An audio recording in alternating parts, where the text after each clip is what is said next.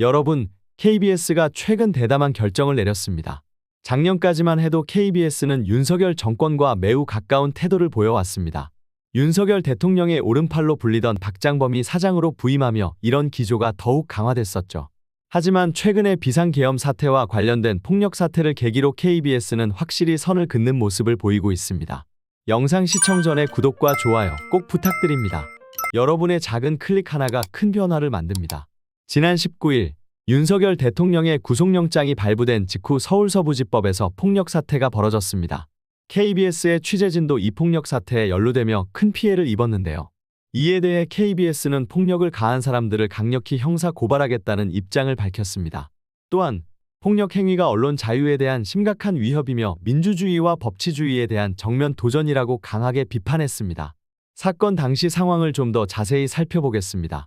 새벽 3시쯤 흥분한 시위대 10여 명이 카메라를 들고 취재 중이던 KBS 촬영 기자와 오디오맨을 집단 폭행했습니다. 촬영 기자는 다리에 멍이 들고 통증을 호소하며 고가의 촬영 장비도 심각하게 파손되었습니다. 이들은 단순한 폭행을 넘어 어느 방송국이냐 며 명함을 요구하고 기자를 쫓아다니며 위협했다고 합니다. 심지어 바닥에 쓰러진 기자를 2분간 무차별 폭행하는가 하면 이를 말리던 오디오맨도 폭력을 피할 수 없었습니다. KBS 기자협회는 성명을 통해 이번 사건이 단순히 취재진에 대한 폭력이 아니라 언론 자유를 위협하는 심각한 행위라고 강조했습니다. 그리고 KBS는 피해 기자들의 부상치료는 물론 트라우마를 극복할 수 있도록 심리치료 지원을 아끼지 않겠다고 밝혔습니다. 그렇다면 이 사건은 단순한 폭력 사태로 끝날 문제가 아닙니다. 윤석열 정권과 그 지지자들의 행태를 보여주는 단적인 사례로 국민의 기본권과 민주주의를 지키기 위한 강력한 대처가 필요합니다. 특히 한때 정권의 오른팔로 불리던 언론사까지 등을 돌릴 정도라면 이 정권의 문제점은 더 이상 감출 수 없는 수준에 이르렀다고 볼 수 있습니다.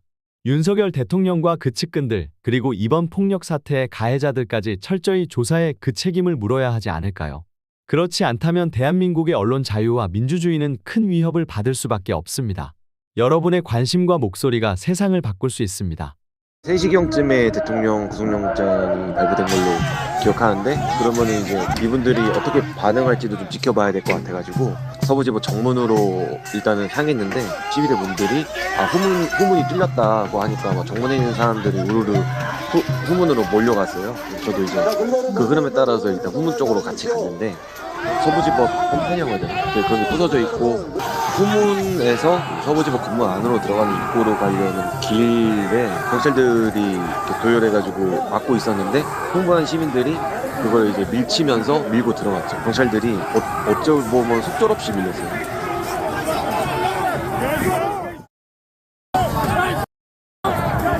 그 과정에서 경찰들이랑 몸싸움이 엄청 심하게 일어나고 그러면서 흥분도가 더 올라간 것 같아요. 패턴들 이런 거 촬영하고 입구까지 갔는데 가니까 사람들이 어디 방송사냐고 계속 물어보는 거예요. 명함 좀 보여주세요. 명함 보여주세요. 명함 보여주세요. 명함 보여달라고. 이 상황을 빨리 벗어나는 게 좋겠다고 생각을 했어요. 이 사람들 위협적으로는 다가왔기 때문에 도망가려고 했는데 그분들이 저를 붙잡았고 그때부터 저도 정신없어서 어디를 어떻게 맞았는지도 기억이 안 나는데 그러니까 뭐 여기저기 막 맞고 막 그러면서 제가 뭐 거의 바닥을 굴렀거든요. 그래서 그분들이 제가 가지고 있는 카메라를 그렇게 파손하려고 했어요. 파손하고 뺏으려고 그렇게 많이 하셔가지고 막 뺏기려고 막 하다 보니까 몸싸움도 되게 왔다 갔다 많이 하게 되고 근데 그 상황에서 그분들도 어쨌거나 같은 뜻을 지녔지만 처음 본 사람들이 있잖아요. 그래가지고 시야 구분이 그 사람들도 잘 안 돼가지고 곁에 있던 오디오맨한테 SD카드를 줬어요. 오디오맨이 좀 약간 기지를 발휘해가지고 뺏었어요 이렇게 한마디 하니까 그 사람들이 그런가 보다 하고 이제 저를 두고 이제 다시 서부지법 입구 쪽으로 갔죠.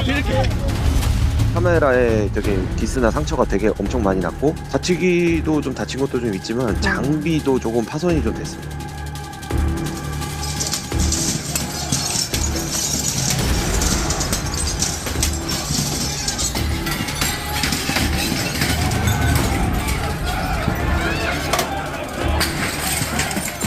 잠깐 보고를 받도록 하겠습니다. 먼저 두 꼭지, 한 꼭지는 이제 저희들이 내부 확인용으로 이번 이제 서부법원에서 이제 법정 청사 진입 사태, 난입 사태에 대해서 정리한 부분을 말씀드리고, 또 한 가지는 그와 관련해서 전체 대법관님들이 다 오늘 오전에 모여서 이런저런 우려와 또 이제 걱정을 나눈 그런 부분을 간략하게 말씀을 드리겠습니다.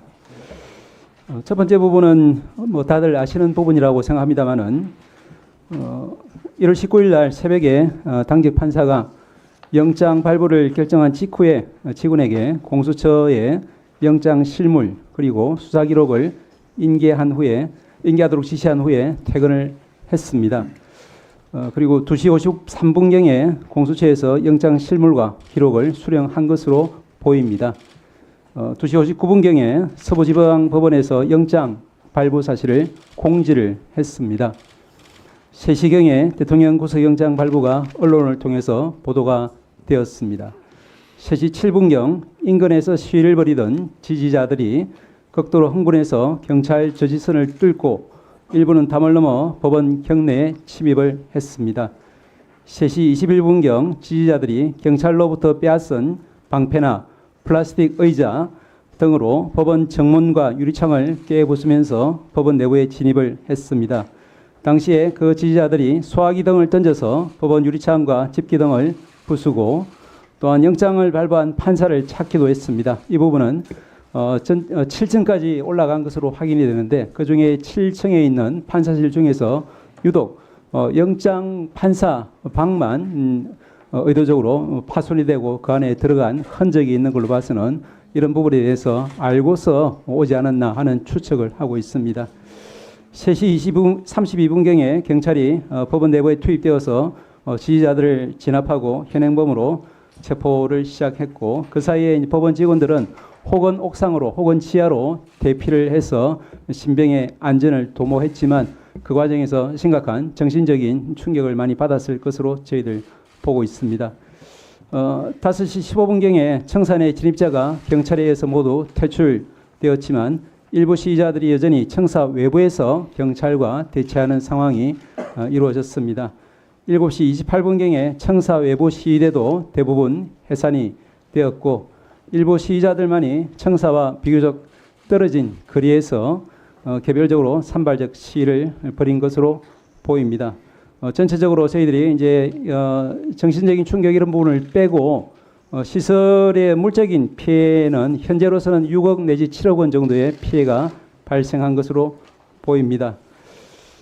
그리고 이제 저희들도 어제 일요일이었지만 전체 법원 행정처 여러 간부들이 서부지방법원에 가서 다 둘러봤습니다. 이제 동영상을 통해서 다들 보셨겠지만 제가 제일 충격을 받은 부분은 발바닥을 이제 디딜 틈도 없을 만큼 유리가 파편화되어서 많이 굴러다니는 그런 모습에서 충격을 제일 많이 받았다는 말씀을 드릴 수 있을 것 같습니다. 그래서 이제 오늘 월요일부터 정상적인 이제 재판과 또 민원 업무가 시작될 수 있을지 저희들도 걱정을 많이 했습니다만은 서부법원의 담당자들도 어쨌든 재판 업무가 사법 서비스가 중단 없이 지속되어야만 법치주의가 여전히 작동하고 있다는 것을 국민들에게 알릴 수 있고, 그래야만 국민들이 안심할 수 있다, 이런 의견을 제시했고, 저희들도 그런 의견을 받아들여서 저희들이 최대한 인력 또 시설 지원을 해서 오늘 업무는 또 재판은 정상적으로 진행되고 있는 것으로 압니다. 이상 말씀드린 부분이 전체적으로 저희들이 어제 파악한 상황이고요. 그리고 두 번째로 오늘 오전에 여러 대법관님들이 다 모여서 많은 걱정을 나누었습니다. 제가 이제 조금 정리해 본 바로는 이와 같습니다. 첫째로는 저도 그렇고 다른 대법관님들도 그렇고 30년 이상 법관 생활하면서 초유의 미정유의 사태라는 데 대해서 큰 충격을 다들 받았다, 이런 말씀들이 있었습니다.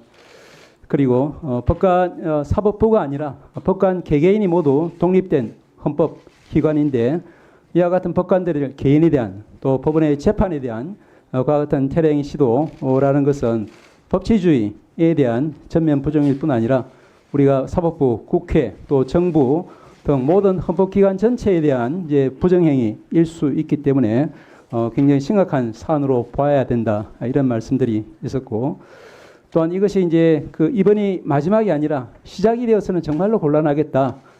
왜냐하면 법치주의 무시의 이와 같은 극단적인 행위가 일상화될 경우에 우리나라가 존립할 수 없다는 그런 걱정들을 많이 피력을 했습니다. 그렇기 때문에 이번에 명확한 이제 수습 그리고 입장 정리가 필요하지 않겠냐 이런 말씀들을 주셨습니다. 그리고 그와 관련해서는 이와 같은 행위가 법치주의 관점에서 절대 용납될 수 없다는 것과 함께 또 결코 그와 같은 불법적인 난입, 폭력에 대해서는 결코 성공할 수 없다. 이런 분명한 메시지를 전체 헌법기관에 종사하는 분들이 한 목소리로 이야기를 해 주실 필요가 있다라는 그런 말씀도 있었습니다.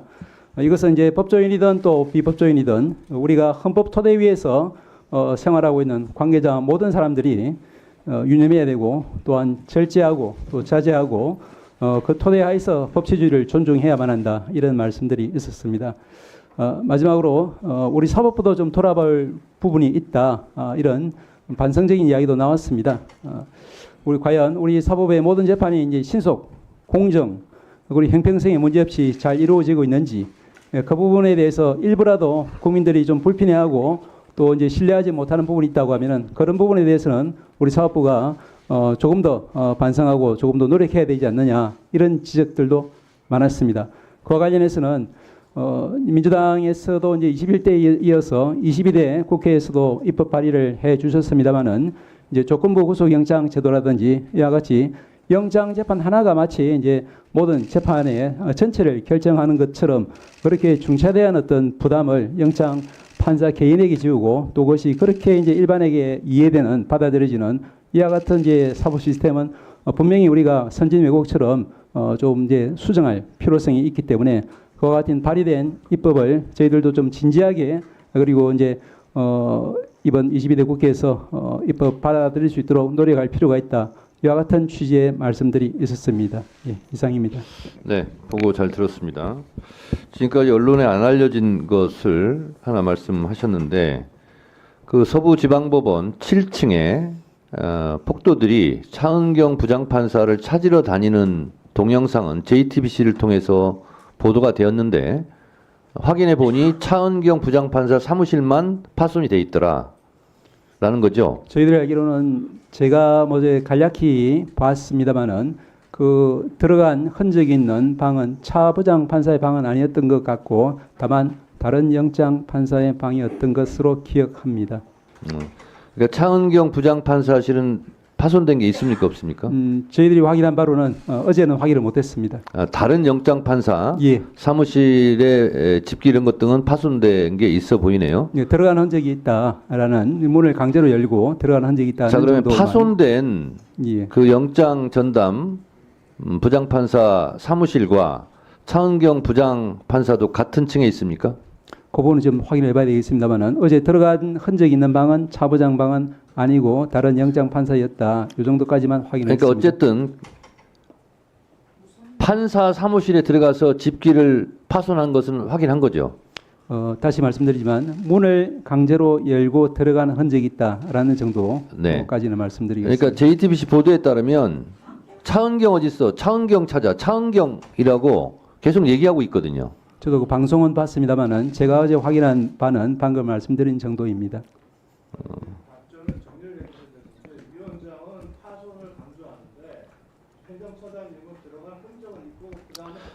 자 이상범 간사 조용히 하시고요. 답변하지 마세요.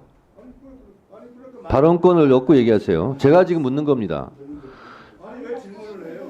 자 의사 진행상 필요해서 하는 겁니다. 다시 정확하게 말씀드리겠습니다. 차은경 부장 판사 사무실은 아니고 다른 영장 전담 판사 사무실에를 침입한 흔적은 있다라는 거죠. 예, 문을 이제 강제로 열고 들어가는 흔적. 강제로 열고 들어간 게 침입한 거죠. 예, 제가 방금 들은 바로 이제 확인한 바로는 차은경 부장 방은 사무실은 7층이 아니라 9층이었기 때문에 어제 진입한 곳은 7층까지만 진입한 것으로 네. 확인이 됐기 때문에 상관이 없는 것 같습니다. 그러니까 7층에 다른 판사실이 있고 판사들이 7층에서도 근무를 하는데 차은경 부장판사는 9층이기 때문에 거기까지는 안 올라갔고 예. 다른 판사 사무실에는 강제로 문을 열고 들어간 침입의 흔적은 있다. 예, 그 정도까지는 확인했다는 말씀을 드리겠습니다. 그렇습니다. 그러니까 차은경 부장판사 이름을 부르면서 7층까지 올라간 겁니다. 근데 차은경 부장판사 사무실은 7층에 없고 9층에 있었기 때문에 피해를 안 입었다고도 볼 수 있는 거겠네요. 예, 고청에 있다는 사실은 방금 확인이 됐습니다. 네, 알겠습니다. 질의를 계속하도록 하겠습니다. 민주발전소였습니다. 시청해 주셔서 감사합니다. 민주주의를 사랑하는 여러분들의 구독과 좋아요는 영상을 만드는 데 큰 힘이 됩니다. 민주주의의 발전을 위해서 노력하겠습니다.